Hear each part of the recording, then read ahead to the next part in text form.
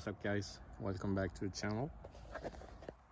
Do some light drifting here today with the modified WPL D12. New paint job, 390 size motor, drift wheels, hex adapters, slightly raised in the back. So yeah, gonna see how it drifts.